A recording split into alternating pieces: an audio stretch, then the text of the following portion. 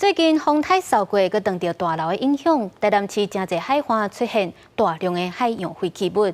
环保局为7月到单已经清灭220吨粪扫器啊，大部分拢是塑胶干啊、玻璃拢、蚵仔饼，也是鱼网啊等等。而且说落来一礼拜，海岸恐惊会积愈侪废弃物，环保局按算要利用无人机随时来巡查。不管是北门内海，也是七股海堤，甚至是四群新沙埔。满满的海洋废弃物是囤甲规世界，大多数拢是塑胶管啊、玻璃拢、甲废弃的鱼具等等，互美丽海岸变甲真垃圾。5号台风一开始的时候，它是吹东南风，所以它把很多过去我们比较零散在一些地方的全部都聚集来。那这些垃圾的量非常吓人，你如果说靠志工100人、200人，这是清不完的。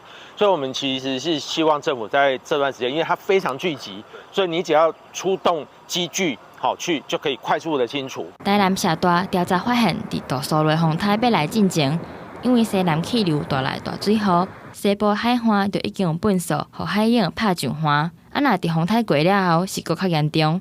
台南市的海岸线有68公里，为北部到南部拢会当看到粪扫。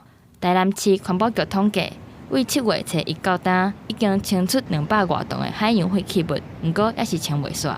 那主要是以科架、保利龙、保特瓶居多。那环保局也通知开口契约来协力清除整个海漂垃圾。台南市的海岸线有68公里，分别是11个单位咧管理。市府的环保局动员人力甲沙埔车来协助整理环境。不过受到风台外围环流的影响，环保局有过伫1礼拜以来，也阁有大量的海洋废弃物会拍上岸。